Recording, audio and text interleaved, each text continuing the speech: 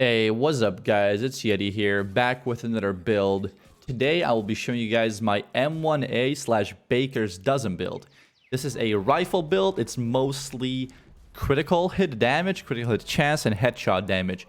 You also go for that heavy increase in just overall damage with the perks. So you're running very squishy build with a lot of damage output, and you're mostly gonna have to aim for headshots. This build is absolutely insane on challenging.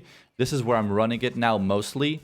Those leagues that are happening right now, the weekly stuff, they are actually easy. If you do not wipe and you're just playing your average game, you will get those 10 out of 10 scores with the speedruns. Trust me on this one. You could also do heroic with this one. I haven't done that much heroic with it, but I will be moving on very quickly because as you can see, with the gameplay in the background, I'm using this build in that gameplay. It's absolutely crazy. I'm basically one-shotting reds, and it takes like 3 shots to kill either veterans or elites. Obviously, named guys take a little bit more because those guys are just really tanky, but still, the fact that I'm clearing trash mobs so fast, and it's just a complete no-brainer is insane. I would recommend this build to everyone who likes rifles and who likes a more tactical approach to the game. I have previously used some AR builds, but they just aren't that good right now in the current meta game. I also think that the rolls they have are just not that good. The damage to health on rifles is not powerful at all, while rifles have crit hit damage, and that's just really good for glass cannon builds. Also, the M1A slash Baker's Dozen are such good weapons because of the fact that they have barely any spread, and you can just spam them. Also, Baker's Dozen has a really good specific perk to it. I'll talk more about that in a second when I move on to the menu. But yeah, I hope you guys enjoyed the video, and yeah, let's get right into it. All right, so first let's check out which weapons you will want to use with this build. So I'm using a Baker's Dozen. That is a named M1A. What that means is that it has a perk on it, like 100%. This cannot be changed if it's called Baker's Dozen. On normal, when M1A can have any perk at all, and both of these weapons are actually good. They're both amazing. The reason M1A is so good is because it has really good stability and accuracy, and you can spam it, and your crosshair will basically stay where it is the whole time. The perk on Baker's Dozen is called Perfect Lucky Shot. It basically refunds all the bullets that you shot when you're in cover and you missed, right? It also makes the mag bigger. It's just a massive quality of life improvement, because if you really want to gun those people down, you will be spamming your rifle really fast, and this just gives you back some shots. As for the rolls, rifle damage and crit hit damage, these are core attributes. These will not change. Even M1A will always have that. And then for the attributes, this is randomized. I do think that damage to targets out of cover is the best roll here, or damage to armor. Mine has rate of fire, and I just didn't really bother changing it. But yeah, I think my weapon could be better, but honestly, I'm doing already insane DPS with this one, so I didn't even respec it actually, and yeah, I just let it that way. As for the attachments, I'm running critical hit damage on the scope. I'm running critical hit chance on the handle part, or whatever you want to call it, and I'm also running reload speed mag, and I think these are the best attachments for both M1A and Baker's Dozen. For my second weapon, this is where you should probably run an LMG. Why an LMG? Well, they are just absolutely amazing right now. They do so much damage. They're kind of overpowered. They just work really well, and their attributes are awesome. I got a Bullet King dropped, so I'm just using this now. Bullet King doesn't need to reload. You have an infinite magazine. If you don't have a Bullet King, you probably want to use either a Negev or an MG5. These are both phenomenal light machine guns. I just always use a Bullet King because that's what I got.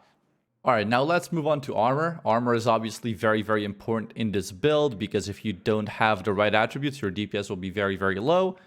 First, let's just look at the overview. I'm running 6 aggressive attributes, and these are additional attributes. It's all red. Basically, I'm running full red. Every single mod is red. Everything is re-rolled. It has to be.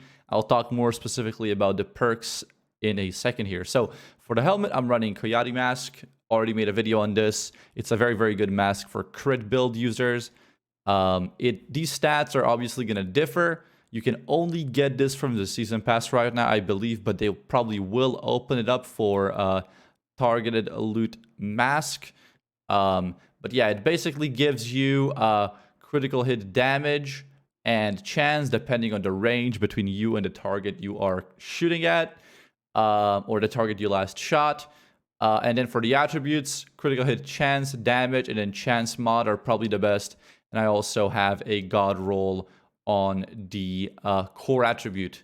I was kind of lucky there. For the backpack, the stats, again, you want to go all red. You want to avoid useless red stats. For example, weapon handling. I mean, they're not useless, but they don't maximize your DPS. So you want to run as high weapon damage. Headshot damage is obviously good. Crit hit chance and crit hit damage are your bread and butter, basically. And for the perk, I took a vigilance. I don't know if there's a named version of this backpack with a perfect vigilance. If there is, please let me know in the comment section below. I haven't really found one yet, so I'm not sure about this specific slot. But if we move on to the chest, I am running something called a perfect perk. That means it's, again, specific to the named version of this gear. It's called the Sacrifice, and it's a Providence chest piece. As for attributes, weapon damage, again, you want to have red here as high as possible. Headshot damage, crit hit damage, and crit hit damage once again. Again, for the gloves, weapon damage, crit hit damage. I have weapon handling here. I could get better gloves. This is like the only piece where I really think I should replace it, but they do for now. You know, they help me deal that damage.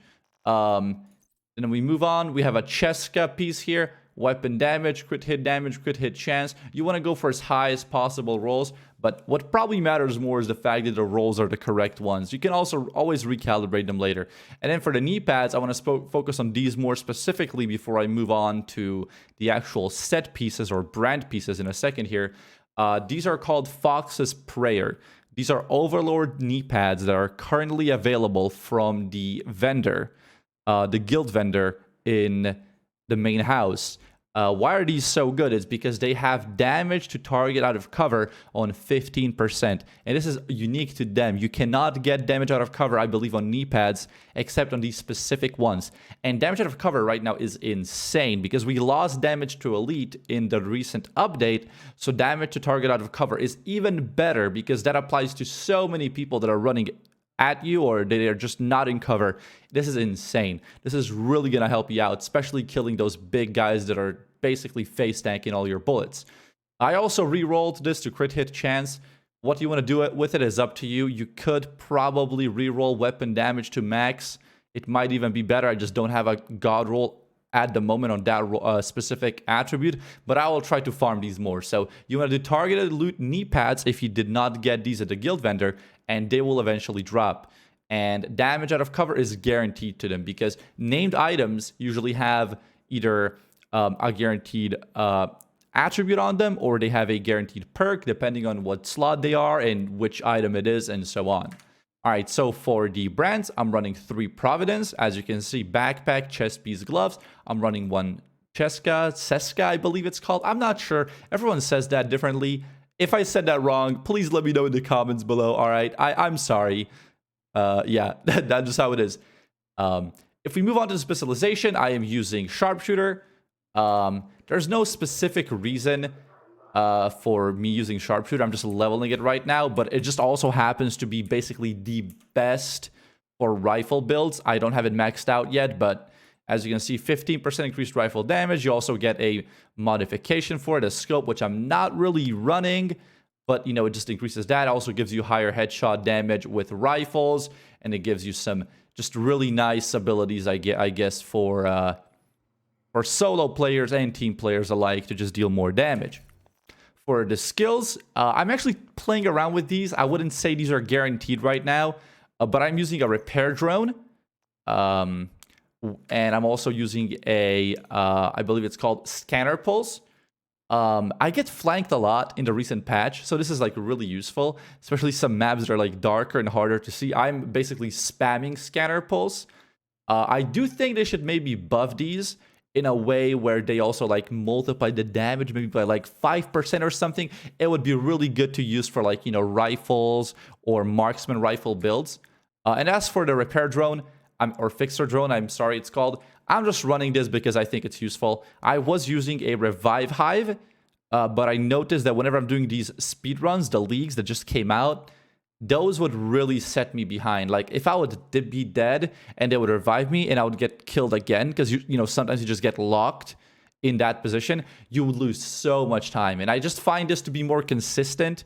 It just follows me. It's almost always up. The cooldown's 25 seconds, but duration is like 191 seconds for my specific build.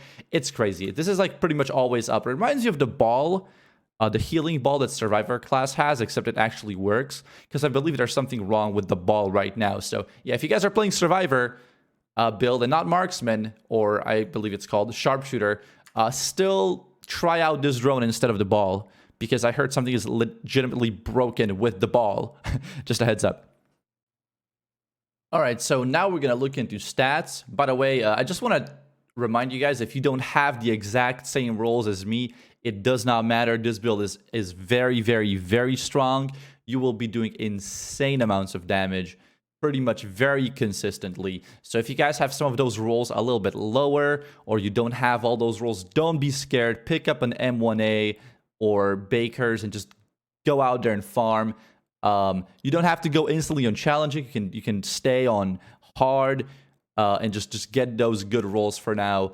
And then when you feel comfortable, you can move higher. I could probably be doing heroic right now, but I still just prefer to do challenging because it's a lot smoother and just a lot more fun. All right, so for the weapon stats, we are running 51 crit hit chance. We have Coyote Mask, which can give us sometimes 25 chance, sometimes 10 chance. And I'm usually sitting in the middle range, so I get 10-10. So this should be on 61.6%. However, the cap is 60. So yeah, we're already capped out basically. And for the critical hit damage, if we add 10% from the mask, we have 135 critical hit damage. So we are critting pretty much every second shot, even more.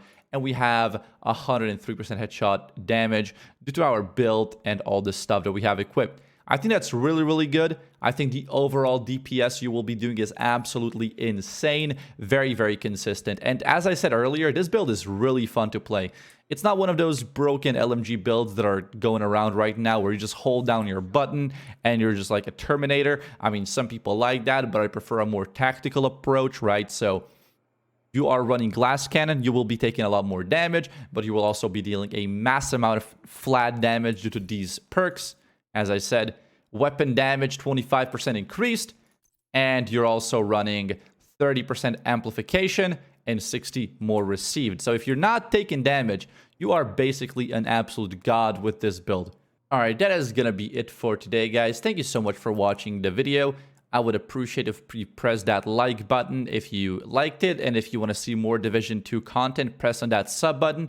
I'm also live pretty much every single day on twitch.tv/Yeti. I am streaming mostly Division right now. If you have any questions, drop by there. I will answer them as fast as possible.